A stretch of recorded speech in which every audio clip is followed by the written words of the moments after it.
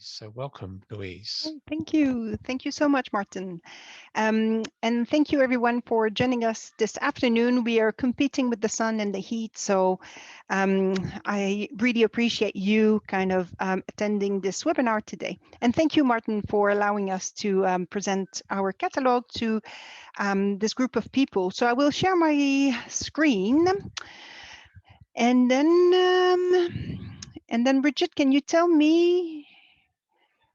Yeah, it looks good. It looks good. Okay, thank you. So I will present. So my name is Louise Arseneault, and I am the ESRC Mental Health Leadership Fellow. And as part of this fellowship, I kind of came up with an idea of making mental health data collected as part of cohort and longitudinal study more accessible for the wide community of researchers, mental health researchers, but also social scientists and people who are not necessarily kind of familiar with mental health, but who wants to include mental health as part of their research program.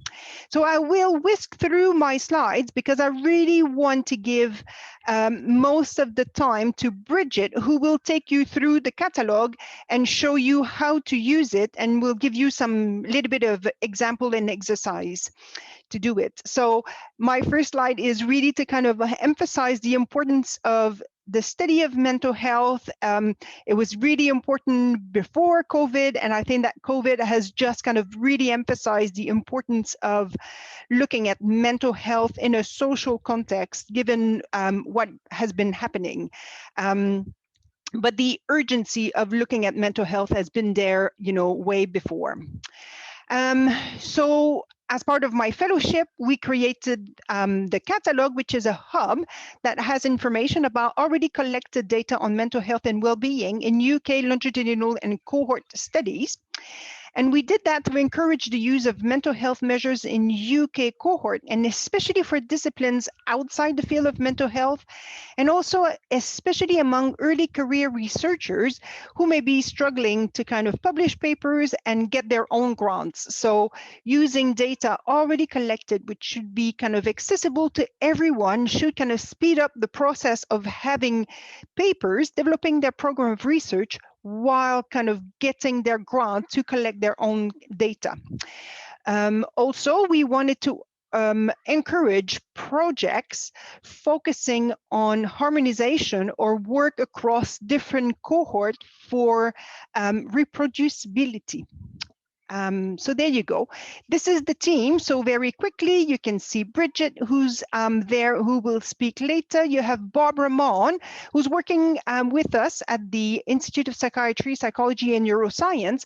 And Barbara has been doing a lot of mental health and epidemiology work. So she is a data dictionary on 2 feet. And we really kind of try to get as much information from Barbara because she has wealth of experience and knowledge. Lily, and then here that you won't see, but she will kind of take notes on the questions so we can keep them and think about them. And then you have John Rogers here, who's the person who deals with the catalog, the platform itself, and making it as user-friendly as possible. We focus only on longitudinal or cohort studies, and we had to kind of establish kind of criteria which study could be part of the catalog. And we decided to focus only on studies that have multiple waves of data collection, studies that have mental health measures, of course, studies that have at least 200 participants at the first sweep, so big enough sample to kind of sustain statistical analyses in the long run. Studies that have a British context, so we could include international studies, but that have an important British context. And the study had to be ongoing. And here I think just want to mention it's really important that historical data sets are really, really important, but we want to make sure that there is someone at the end of the email to be able to create a data set. Some of the historical studies don't have that, so we decided to go for studies that are ongoing with members of staff that can share data sets but of course, this is kind of flexible. Some studies say, yeah, we're ongoing and we're aiming to get more funding, and that's fine. So we've identified 46 studies. That was 2 years ago. And I'm very pleased to say that all 46 studies are now included in the catalog. So we've reached our target to have all those studies involved with us. And these are the names of some of the studies that are included in the catalog. And we do have kind of quite different range of cohorts. What we try to do is to have cohorts that would cover the 4 nations. So we have studies like Nicola, for example, which is based in Northern Ireland. We have, of course, studies that are nationwide. So you have the National Child Development Study, and then you have studies as well that are more focused on Scotland, and it does really vary. We have another health survey in Northern Ireland here. We do have different types of studies. So we do have cohort or cohort studies itself, but we also have repeated panel surveys here, which we have also registries that are part of the different study design that we have. We also have quite a few aging cohort as part of included in the catalog, but we also have a high proportion of cohorts that started at birth. So these are all the studies that are part of the catalog. What we mean by mental health, and we call them mental health topics because what we reviewed for the catalog is not just disorders or symptoms, but also other measures that are related to mental health problems. So, of course, we include and we review as part of the catalog mental health problems. We also kind of include impairment or difficulties resulting from mental health problems. We also include treatment, service use, and help seeking. And of course, being kind of ESRC, we also include measures of psychological well-being. So very important that we do not emphasize only the problems, the disorders, clinical, but also positive side of mental health. We really kind of see mental health as a continuum, you know, across the population, and we really want to capture that variation as much as we can. And the two end of the spectrum, of course. We don't include cognitive measures. We don't include measures of personality or temperament, but that may change in the near future.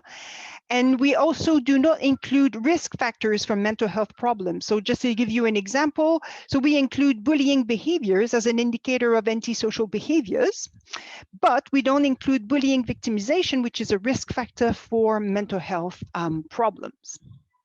So these are just a list of different mental health topics that are covered. So we have about 30 different kind of topics, and you have a wide range of it does vary quite a lot, the extent to which each one of those are covered. Just to give you just a brief outlook how we kind of do the review. So what we did from the very outset when we started working on the catalog was to look up, well, determine which study would be included in the catalog, and then we would look up the studies online to see whether they have website, whether their assessments and their protocols have been documented online. And then if they were, then we would collect all the information, organize the information. We would include measures and item and informants as well. All these kind of information we would want to collect and put that in the catalog. And Bridget did the review at first. So she would review all this information, organize on the spreadsheet. We would share that in our team just to make sure that we agree with what has been there, what we mean by mental health. Shall we display this, not like this, all different questions.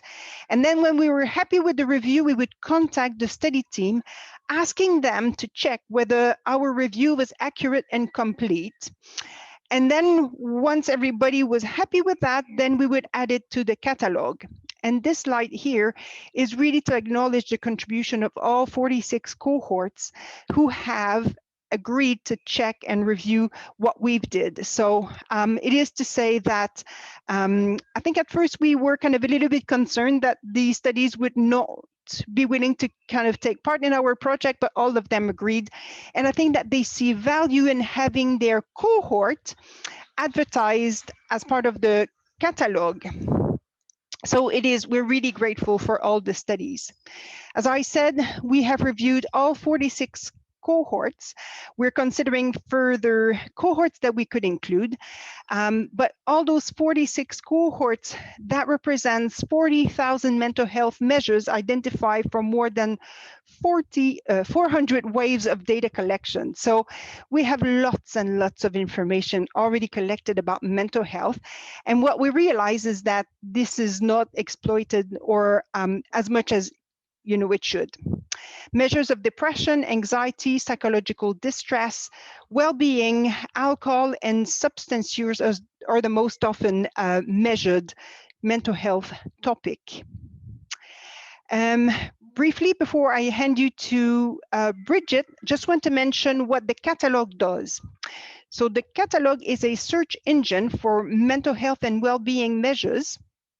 In the UK, cohort and longitudinal studies. It does present detailed information about the measures, including which items, what is the response scale, who are the informants, what is the reporting period as well for each of the measures. It does highlight statistical properties when mental health has been measured with a standard measure or a standard instrument of mental health and well-being. We also provide information about data access policies for all the studies included in the catalog. And we also signpost resources for conducting longitudinal analyses on mental health. And we do include kind of information about courses and online training, but we acknowledge that this is not something that we focus very much lately because other people are doing it so much better than us. But what the catalog does not do, it does not provide access to the data. It does not include appraisal of measures suitability for a particular project. So we are not saying to you which measure you should use for your project. So really it is important that the researchers do their homework and try to find out what measure is the best for their purposes. As I said before, we don't include measures of cognition, personality, temperament, or risk factors. And we are reconsidering this at the moment, but for now, it doesn't include that. We don't cover trials or experimental research, and we don't provide research training either. The other thing is that COVID changed everything. We were not planning to include a new section on the catalog, which is devoted to COVID. So 52% of the studies included in the catalog took up kind of more analyses to be able to address the impact of COVID on mental health. And we do acknowledge that as part of the catalog, and Bridget will show that to you in a few minutes. So this is the catalog. So you can see that there's a theme here, and you can see that the theme relates to what is behind me in my office here, and that is a passion which is shared between all of us. And we really kind of see the investment in those longitudinal and cohort studies as a seed that the funders kind of put in the ground many, many years ago, and it's time for us to kind of really harvest, all these data and make the most out of them. So that is the reasoning behind the green of the catalog. So here is the website address, and I will invite everyone to log in to the catalog because you will be able to follow Bridget. So you can use either the QR code or just kind of go onto this website, and Bridget will take you through how to use the catalog, which is very easy. And I'll stop sharing now. and we will not take questions. Well, I don't think that it's worth kind of taking questions. We'll keep, unless Martin wants otherwise, but I think No, that let's we wait. should. Let's wait. That's okay. Yeah. Perfect. Okay, Bridget, it's up to you. Yeah, so I think what I'll do now is kind of give you all a bit of a tour of the catalogue and kind of how to use it. And then we have a couple of exercises to see how you will go using it. But if you want to access it now and you miss that link, I just put the link in the chat, so you should be able to click through. So yeah, I guess I'll start kind of on our homepage, which you just saw on Louise's slide, where we kind of provide a bit of an overview of what the catalogue provides and how to sign up to our mailing list. We also have this link to our COVID page, which I'll kind of come back to at the end. But before I kind of get to the main section of the catalogue, I'll run you through some of our kind of content pages that we have to kind of provide a bit of background and support for using the catalogue. So up in this section, we have these pages which provide a background on the project and kind of details how we gathered the information. So kind of just on paper, what Louise just kind of ran you all through. Then we also have a guide to using the catalogue as well, if you want a little bit more detail on that. And then in this mental health and wellbeing section, we provide a little bit more background on longitudinal research, maybe for researchers, particularly from outside the mental health world or who haven't used longitudinal data before. But yeah, we provide some background on this page, as well as some lovely videos from Closer as well, and outline the different types of longitudinal studies that we have on the catalogue as well. We are working on providing a bit of information on some kind of key mental health topics, but for now we also have some information about some of the most widely used measures of mental health and wellbeing on the catalogue, so that users can kind of get some background on what the measures are to help them make a decision about what measures might be the most appropriate for their research. So you can kind of see the list of kind of the most used measures here, but you can see, for example, for the audit, we provide just a little bit of information about how many items there are, how it was designed, and then some key references. So it's really meant to be a springboard for users to kind of go and then do their own research, because I don't think we want to tell people what is the best measure or what's going to suit them the most. It's more to kind of give them the information so they can make that decision.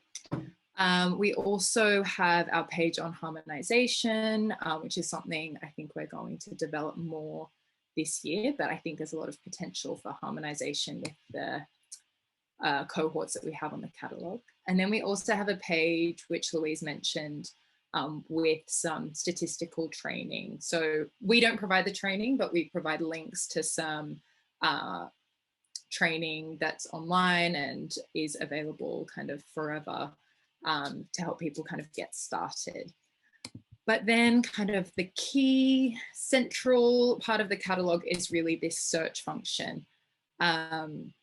So here you can see where you can browse or search through all of the different studies on the catalogue. So you can see we have 46 studies. And so if you're not really sure where you want to start, you can, of course, kind of just have a browse through all of the amazing cohorts that we have on the catalogue. But I do think 46 is quite a lot of studies. So firstly, you could search for potentially a specific study you're interested in, or a mental health measure. For example, if you're interested in the general health questionnaire, you could just search for the GHQ, or you could search for a mental health topic that you're interested in. So let's say I am interested in depression. And so still, obviously, depression is measured quite a lot. So there's still 45 studies here. And what the catalogue will do as well, because we've chosen, some specific terminology to use in the catalogue, but there can be many different terms for very similar suggest adding other terms as well. So here it's added psychological distress and emotional problems, but let's say I'm actually not interested in those. So clicked undo and they're not being searched for. And now I still have 44 studies, which I think is still probably too many. So then that's where our filters become really helpful. So the first kind of main filter we have is for related themes. So this covers topics that a lot of the studies are particularly useful for researching, but these are topics that we don't provide a lot of detail for on the catalogue. So you can see, you could filter for studies that include biomarkers or genetic data, as well as studies that are particularly useful for studying ethnicity and race, loneliness, political and social attitudes, a whole kind of range of different things as well. We also have this COVID filter as well. So this will only include studies that have done specific data collection during COVID or specifically focusing on COVID. But let's say I'm not so interested in that, but I am interested in whether depression is related to political and social attitudes. And so then we can see that's really cut my studies down to about 7. And then these ones are particularly useful for kind of the cohort studies where they follow the same individuals. But we can filter using this slider for the age the participants were recruited. So say if you want measures from childhood, you could filter it to birth to 17 years when the participants were recruited. Or if you want perhaps the study to be more recent, you could filter for studies that have started since 2008 or 1999. But I think I'm happy with this. So I can have a look through and see what different studies are kind of staying up. But I'm going to say I'm interested in the European Social Survey. So we can just click on here and that will take us to the study page. So at the top of the page, what we try and do is provide a bit of an overview of the study so that users can quite quickly determine whether this cohort or this study is going to be relevant for their research. So we can look through kind of the core aims of the study, the institution where it's based, and the geographic coverage. So we can see for this particular study, all of the nations are included, but also 29 other European countries. So it seems like this study will be useful for comparing across nations. We can see the type of sample. So this is a repeated cross-sectional study, not a cohort study, which might be a deal breaker for some users or more useful for some other users. We can get some more information on the sample size, the age at recruitment, and the cohort year of birth. But for this one, it will be various because they recruit a new sample each wave. And then here we provide a little bit of overview information about accessing the data. So like Louise mentioned, we don't provide any access to data, but what we do try and do is provide a link to where users can quite quickly learn how they can request access to the data or download it if it's available like this data is, or if it's on the UK data service and that sort of thing. But then I think the main event is really our mental health measures timeline. And this is where we provide the really detailed information about the mental health measures that are included in a study. So you can see we have a timeline here that goes from their first data collection point, which they call round 1, which was in 2002, to round 8 in 2016. And so what we could do is just click through each of these and kind of browse and see what we find. But seeing as I was interested in depression, I will just type depression in, and the trees have grown at the data collection points where there are measures of depression. So we can see at round 2, we have the CESD that was used, or the short form health survey in round 3. Or in this sweep, we have 2 measures. And so let's say I'm interested in the CESD. I can click on that one and then it will give me some more detailed information. So we have the topic, the scale, and the focus. So that's the person that the measure is about. So here it's a self-report measure about the participant. And we have a tick for standard instrument, but then we also have down here the reporting terms. So this is how they were feeling in the past week. We have the items and the response scale as well. And for this particular one, we have this little eye where you can scroll over and get some kind of overview information about this measure as well. But let's say I've had a look through here and, you know, I'm thinking maybe there's another study that I'm a little more interested in, or perhaps there's a particular study that I know I want to look into. So I've used Understanding Society in the past. So I'll type that in with the inverted commas, and then the study will just come up itself. And so I know I want to use Understanding Society, so I can just click here and jump straight down to the mental health measures timeline. And what you can see here is we actually have two timelines. So for a small number of studies on the catalogue, there are a lot of data collection points that would kind of crowd up our timeline, which is amazing. I think it shows like the richness of the data that's available in the UK cohorts. So what we've done here is we have this green timeline, which shows the whole lifetime of the study.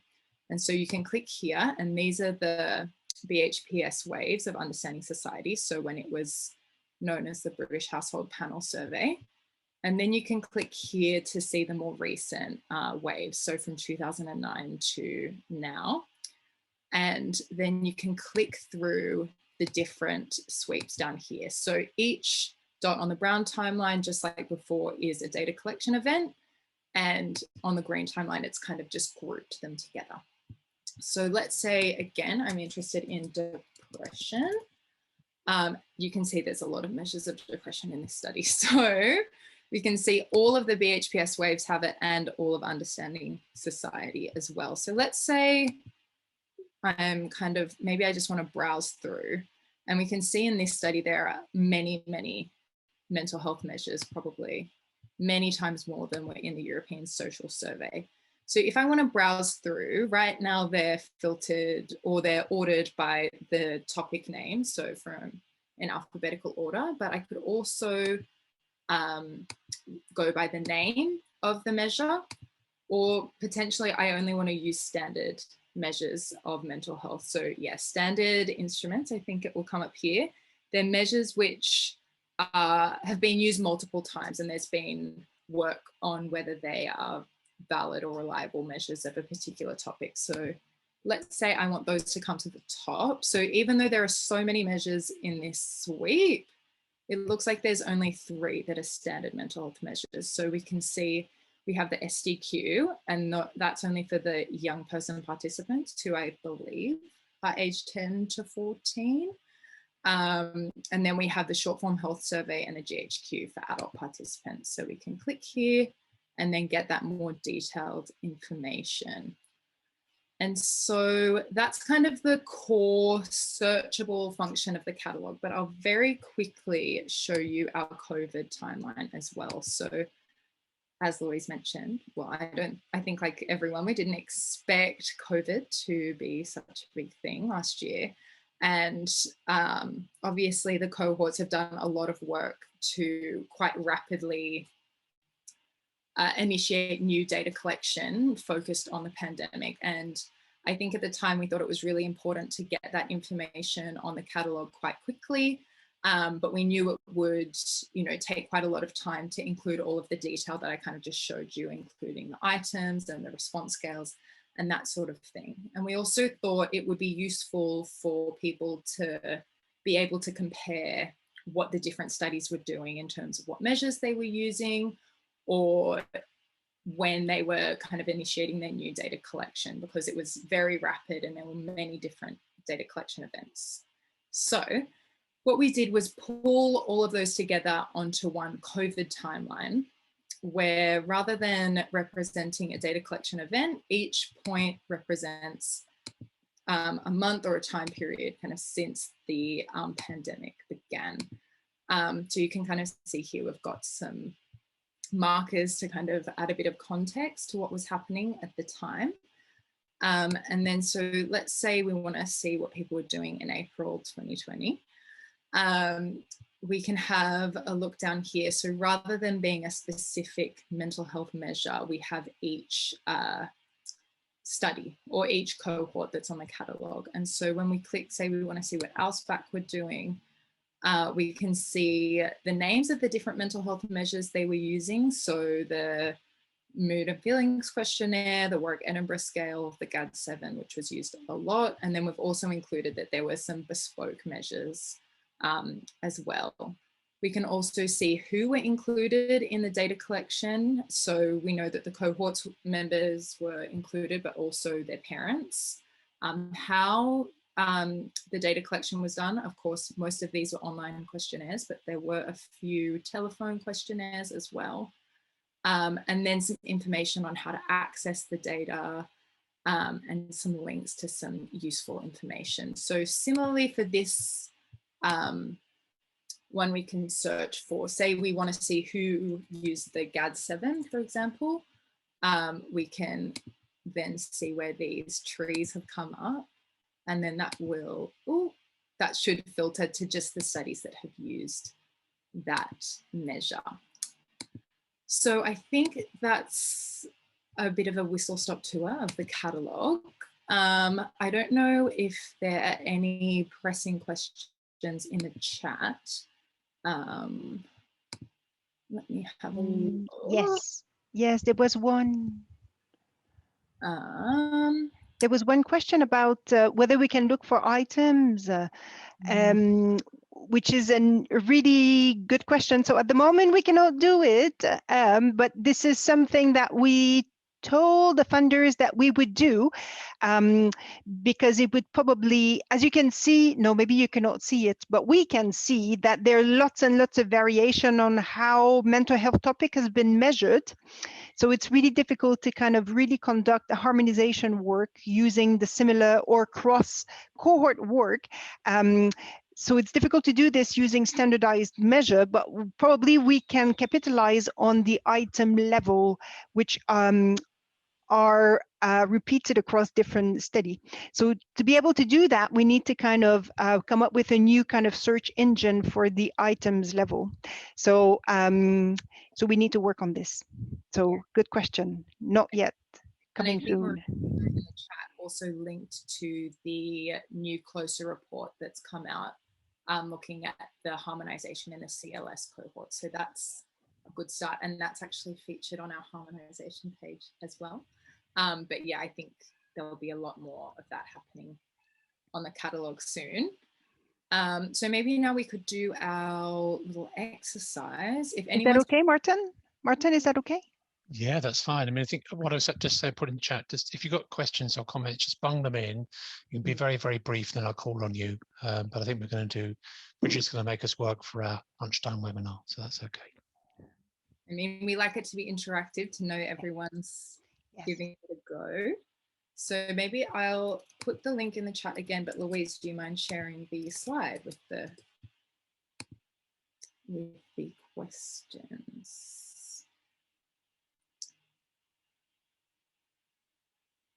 Oh, so we can still see it's in the presenter mode, Louise.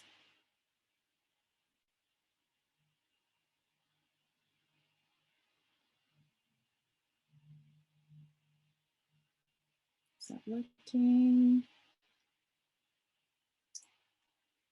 It's not showing the right side right now, Louise, and it's in the presenter mode.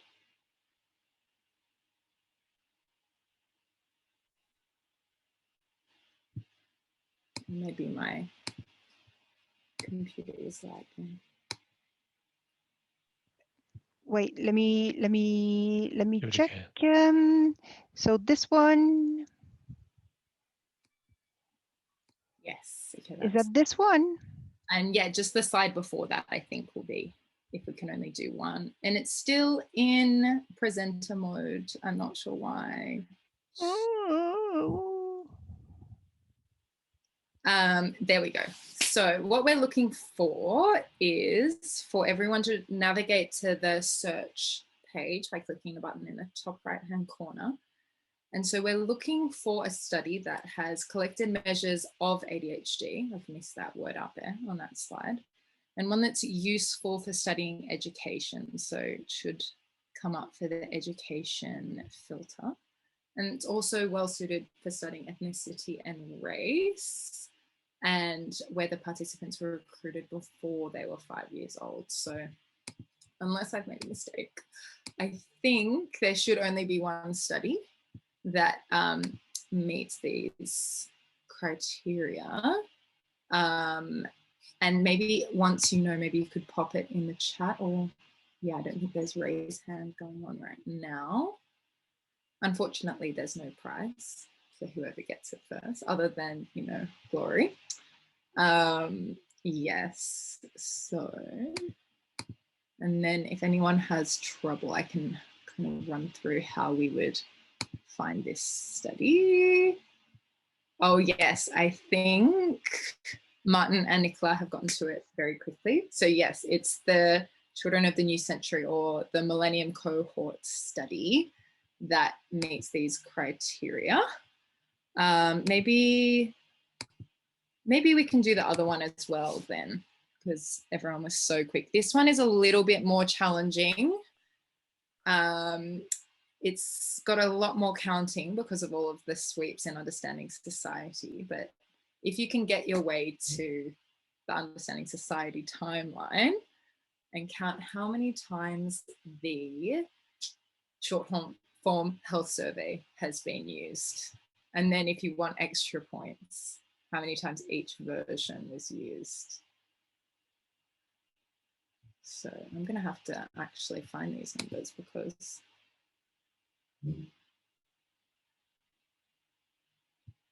I don't see anything happening in the chat yet, but that makes sense because this one's a little more tricky.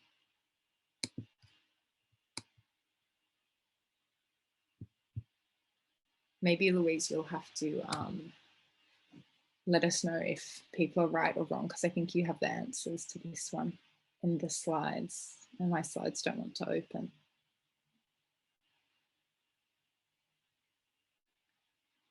You're on mute as well. I'm not sure I do have that answer. It should be in the opening, but they should be in the comments. Maybe I can run through and show. Yeah. Yes, I think I know it now. Yes. Should I reveal the answer? Yeah. No. Really? No Maybe one has it? And then you can see if even I get it right. So maybe I will share my screen. Okay, I share. I stop sharing. Yes, and I will go for.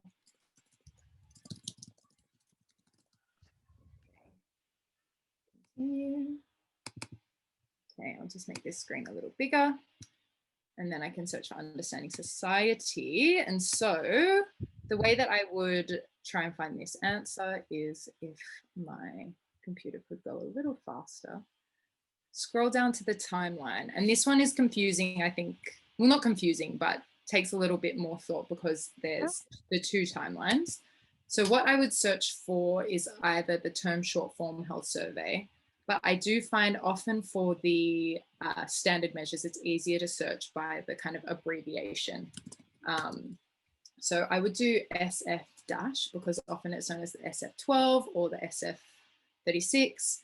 But so we can see it was collected in 1999 and 2004 in this BHPS waves. And then I have to click over here, and then it was collected 1, 2, 3, 4, 5, 6, 7, 8, 9 times. So in total, that is 11 times. So they're obviously quite big fans of this measure.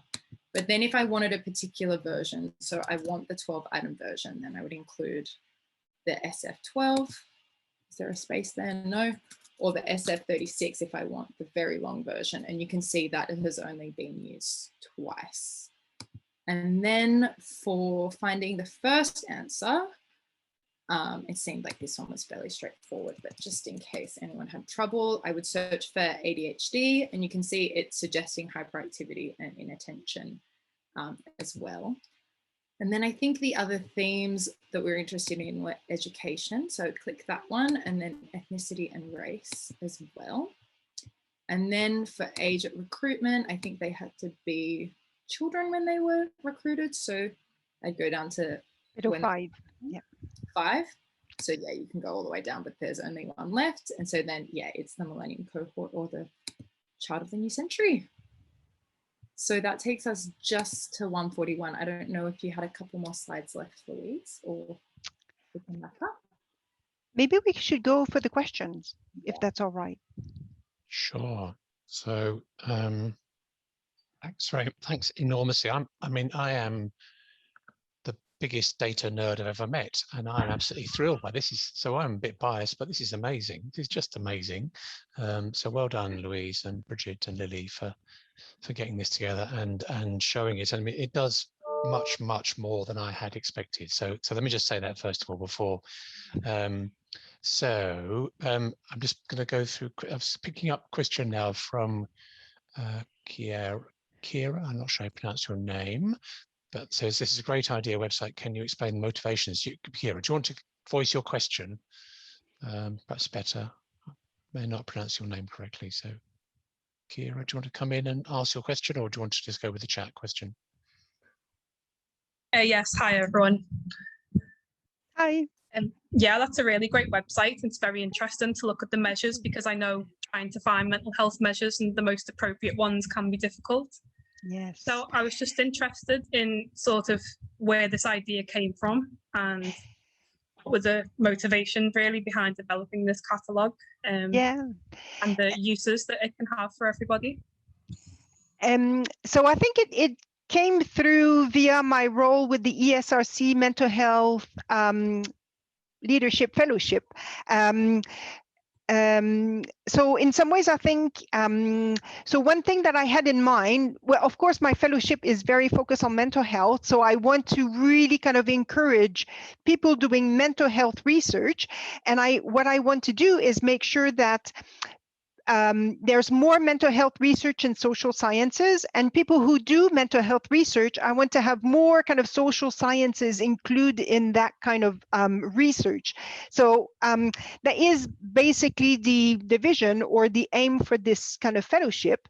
And I thought that one way of doing this was really to kind of maximize the investment. I work for the ESRC. They've invested a lot of money in longitudinal cohort and a bit on mental health. So one way to exploit that and to maximize, the investment that they made in mental health is really to kind of make those data more visible and hopefully more accessible as well, but we don't access that. We don't have any kind of influence on that. So so it's really the basis of that. And I think that people approach data science different ways. So some people will kind of look at different types of data. For us, it was much more the topic, because I am the mental health fellow. So for me, it was really kind of the topic and making the data, which is the basis for anything, any research, kind of more accessible and more visible.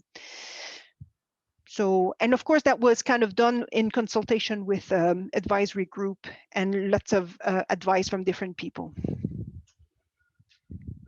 Thank you. So, so if you put questions in the chat or just raise your hand, I can see that on the screen if you want to raise a question. Let me just ask a question while I'm thinking. So in the presentation, I think it was your part, Louise, you said there are a couple of areas which were exclusions, but you were tantalizing us by saying you might do them in the future. So one was around personality and temperament, and you also said something about cognition. So tell us your plans.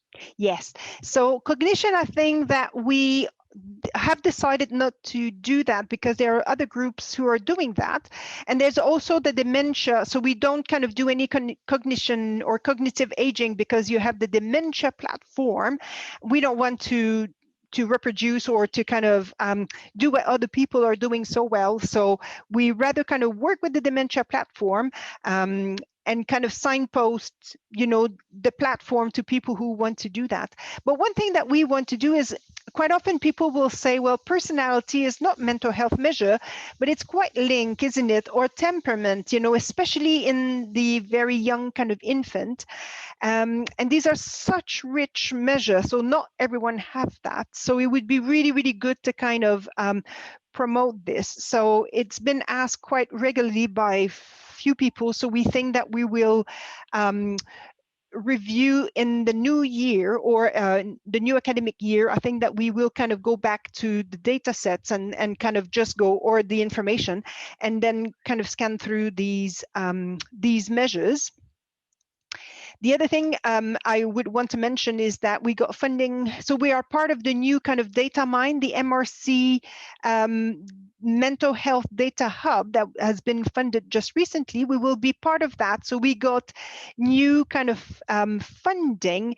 And as part of that, what we will do will be to emphasize harmonization by coming up with a new engine to target item, as mentioned before. So that is one thing that we suggested. The other thing that we will do as well will be to include kind of tables of genetic data. We will try to do this.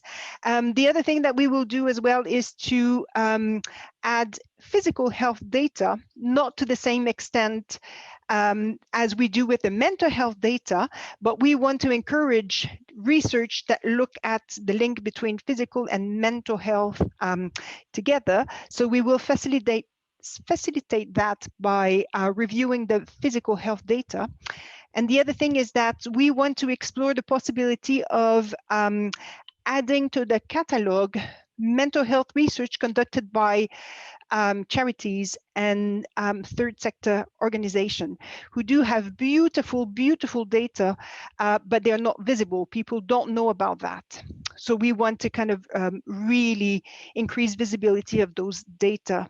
So that is something that we will do as part of the data mine hub. Thank you. I'm just picking up on, just again, if you've got questions, hand up or chat is fine. Another question for you. So in that expansion into other areas, which does sound great. So I'm just wondering whether, obviously, we're organising this through the School for Social Care Research, and mental health is an important reason for people, mental health problems, an important reason for people having contact with social care services, and of course many carers experience mental health difficulties. So do you currently characterise social care in the catalogue? And if you don't, would you be open to an approach from somebody who might be sitting close to me at the moment? Absolutely. I just think it's just whether you could do, because I mean, I've long been of the view, sorry, just to not make this too much of a conversation, but I've long been of the view that social care researchers do not make sufficient use of existing data sets. I think there's some very rich data sets. Yes. And whilst it's harder sometimes to characterize social care and social care needs and so on, yeah, I still think there's tremendous riches out there that people could use. And I'm just wondering whether this catalogue, maybe with a little bit further supplementation, maybe not, it would be an amazing resource, I think, to the social care research community. That's all. How would you do that? I was hoping you're going to tell me. But I think, I mean, for example, in many of those the cohort studies I know about, not very many of those you showed, some of them more recently have started to identify whether people are carers, family or other unpaid carers, whereas historically they didn't do that. Yeah. But it may be that the social care questions that are of interest might be, might be included now, or might be there but are not kind of keyworded in your catalogue. That's all. Yeah. Absolutely. So I think, and Bridget, correct me if I'm wrong, but I think that probably kind of adding a filter, and we're doing this right now. So the filters that you saw, they are our old version. So at the moment we are working on more explicit, and we've grouped new filters. So maybe we could send that when it's going to be implemented.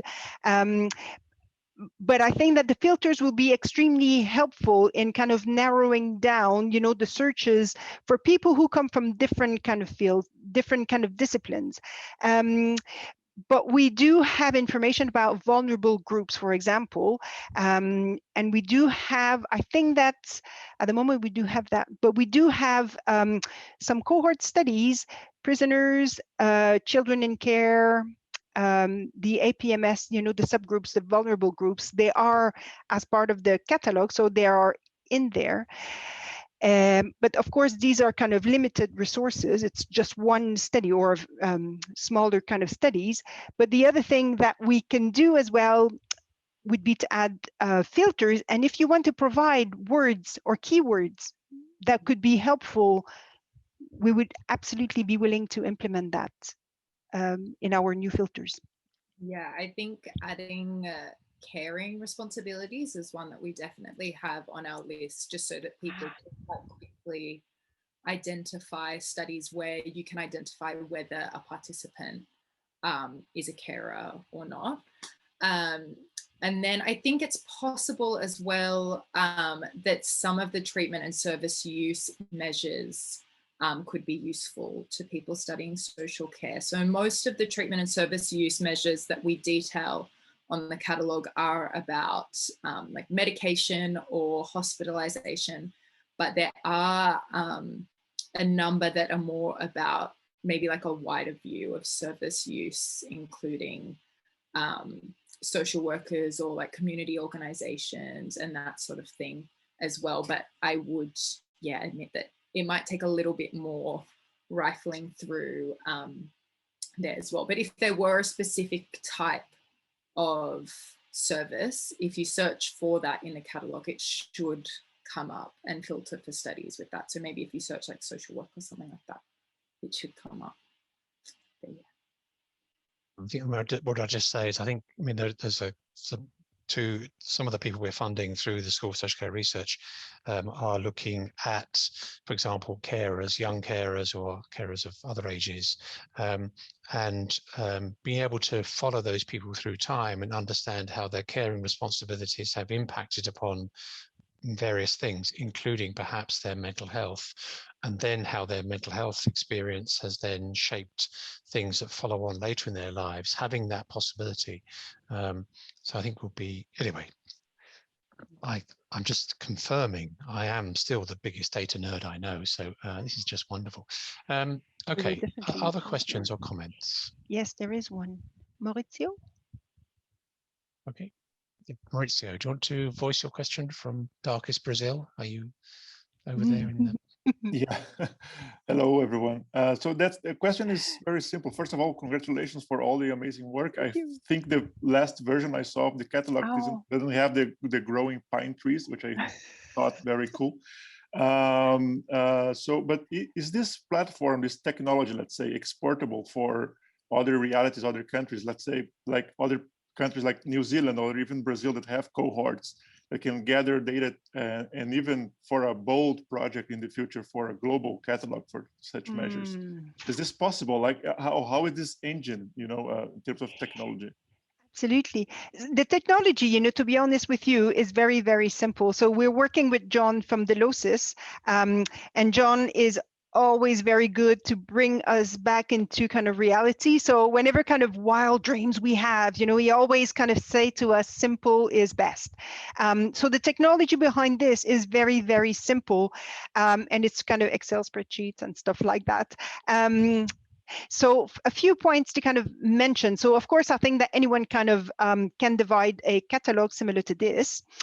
In terms of being international, we would want at some point, Lily is very keen on that.